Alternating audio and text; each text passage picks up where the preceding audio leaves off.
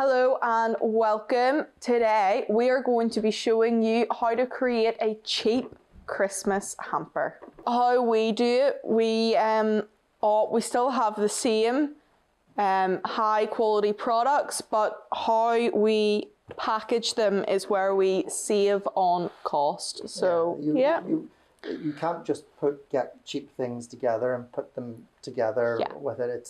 It doesn't make a good gift. No. Yeah. We continue to take from our existing catalogue of the best iterations of particular products. So they're still Great Taste Award ones. It's just that we reduce obviously the number of elements that's in it. Yeah. So they're not, technically speaking, Christmas hampers in the literal sense of the word, whereby there's all of this mix of things, but it's selected components from what you would expect to see in a hamper. Yeah. Okay.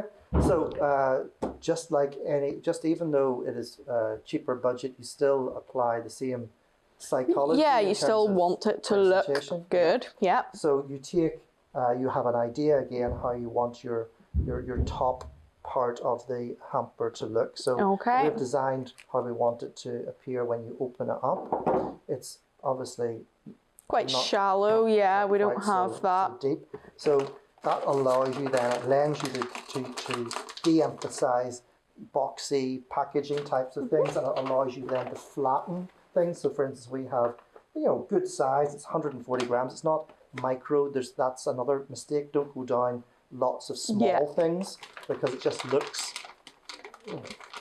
how can I say it? It looks kind of just that it's full of lots of little cheap small things. Yeah. Get expensive things in simpler packaging, nice and flat. We're going to pick, say, the crisps here to sort of coincide with that aspect of it here, and put this to like so. Okay, so we've got our base, first layer. Yeah. Our first layer here, and we want to put. We actually don't want to put any straw in at this point because it is so tight. You will put then the top parts of it. Okay, like so. Across. Because there's no need to create the layers at this level. The most important thing is packing it as economically as possible. Okay. So we got like our little what's that, raspberry crush or whatever, but you can substitute that for something else if you particularly like a little bit of their favorite tipple or something like that. Yeah, a wee smaller bottle. Yeah, smaller bottle. And we've got our hamper designed. Okay, so now as you can see, it can fit all in.